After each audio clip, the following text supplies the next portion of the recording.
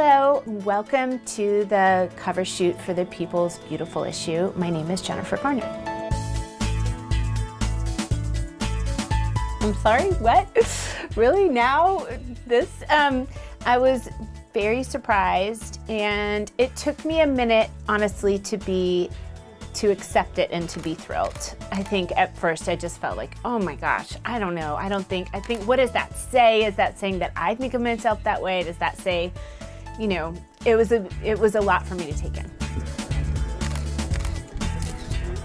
I think about beauty very holistically, and I feel like I'm happier and feel prettier the less I look in the mirror, and the more I am thinking about my impact outside, and the more that I think about the, you know, whether it's smiling at people on the street or actually going out and trying to help other people, it's about what you're getting back from people instead of what you're putting out there, I think.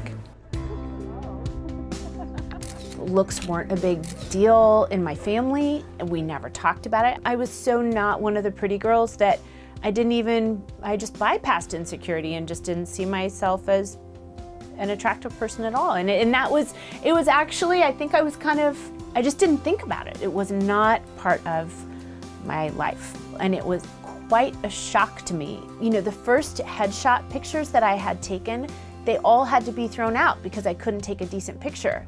And so I just was like, look, I'm not photogenic.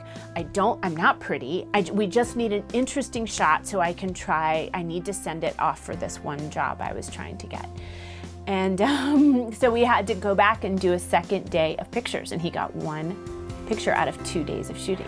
Jennifer, to your left! I think being an actress is a gift in a lot of ways, and one of them is that I just take needing to stay at a certain level physically for granted. I don't question, am I gonna work out? Am I being disciplined? I just do it. I guess because I started with Alias so long ago and seeing it as part of my job, I just see it as part of the job and I do it. And I don't always stay at the same weight. I try to work out every day, and then it ends up being, you know, 4, 5, or 6 days a week. I never know, but somewhere in there, because there will be a day where I need to be at school, and I just don't want to do a 5 a.m. Or there will be, I've done a couple of 5 a.m.s in a row, and I feel like, you know what, I'm going to give myself that day off. So I try to mix it up. I either do the early, but I like to be totally around in the morning and present and not kind of rushing out of a workout as well. So I try to do some right after I drop the kids, you know, just like any mom, you're just juggling it and you take it day by day and week by week.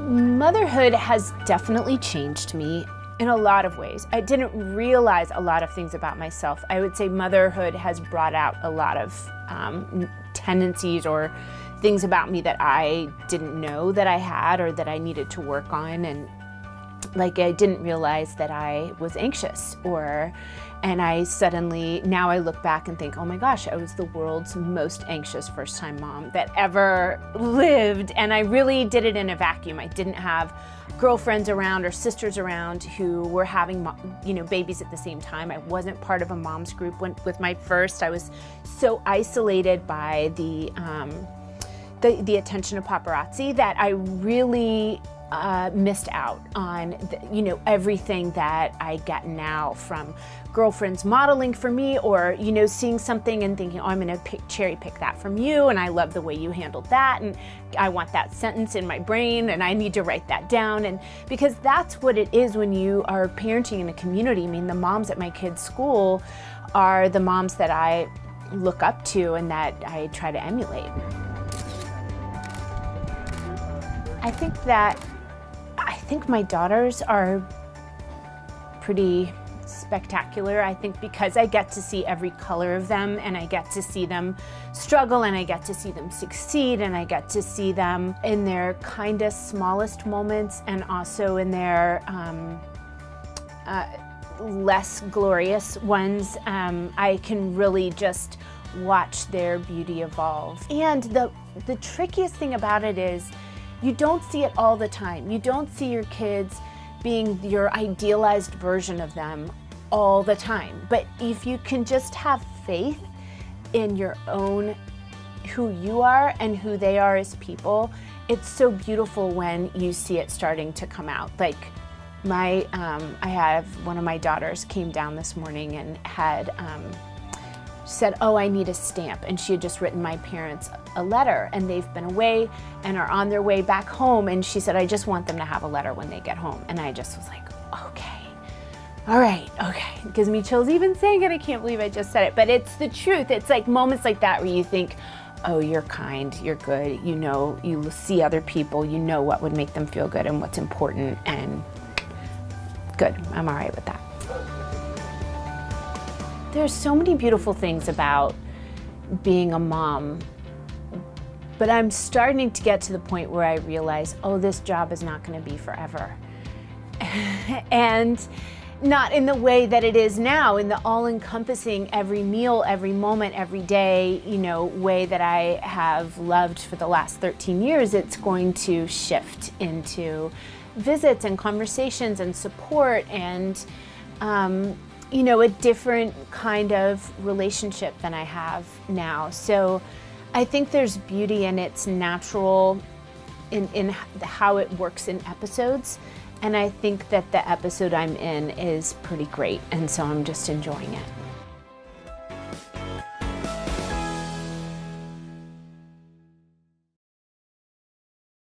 This is the middle Garner girl, and that's pretty much how I see myself now and how I expect to be as an old lady.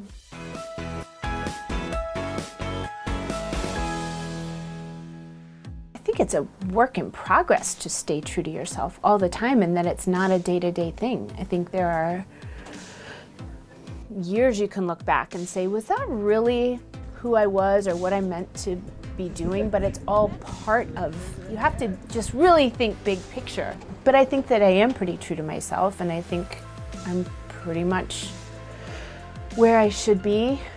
But how do you stay true to yourself? Self-examination, and not just deciding, okay, this is all fine, but saying, okay, what is missing? What am I lacking? What do I need to go deeper in? And then actually doing it. Nutrition-wise, I really did get a lot out of Kelly LeVeque. She just wrote this great book, Body Love, and she helped me get ready for Peppermint, which is a movie where I knew I needed to drop weight, and I don't like to drop weight. I'm not a big dieter, and I knew that I needed to just be really smart about what I was feeding myself to power myself through the workouts and the training I needed to do. And so since then, I've held on to a lot of what she taught me. I've also indulged some. I like her philosophy, thinking about, are you eating enough?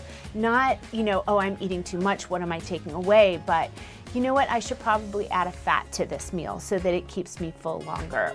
I try to just take the guesswork out of a couple meals a day. I know I'm gonna have a big, you know, Fab Four, I guess she calls it, smoothie for breakfast. And now I'm used to it. At first I thought, I want food, I don't want this, but I'm used to it now, and it not only doesn't bother me, I look forward to it every day. And then you know, I know I'm gonna have a big salad for lunch, but it's not just like a big salad, it's like a tub. And it has so much good stuff in it, nuts and avocado and veggies and a protein and cheese and really anything I can think of. And then I try to just go a little lighter for dinner, if I can, unless I'm hungry.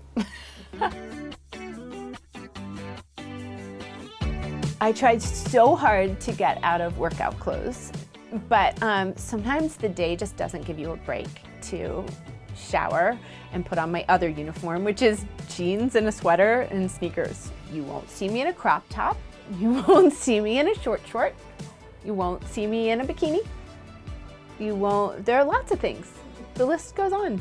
The other thing that my kids do all the time that's so funny, like when I get home tonight after this shoot, and I'll feel pretty because Cara's done my makeup and Giancarlo's done my hair, and I'll feel like the best possible version of myself. They'll look at me and say, can you wash your face? Can you put your hair in a ponytail and put on glasses and put your sweats on? And as much as I feel like, but don't you appreciate? I also do see the compliment in that. They want me to look like mom. I am feeling really grateful for my parents these days. I'm super grateful for the intentional ways that they raised my sisters and me. Looks weren't a big deal in my family. We never talked about it. I don't think my parents ever said, hey, you're pretty or you look pretty or, and so we just didn't think about it. I just was like, oh, this is just me. And I think that there's a part of that that I've always carried with me, so that when I have gone through a phase in life where it was like looks were a big part of what I was doing and I was celebrated for the way that I looked, it wasn't something that I took seriously, so as I'm getting older, it doesn't feel as much like something that's being taken away. You're so lucky. If you're getting older, if you're blowing out more candles on the birthday cake, consider yourself lucky and don't worry about it.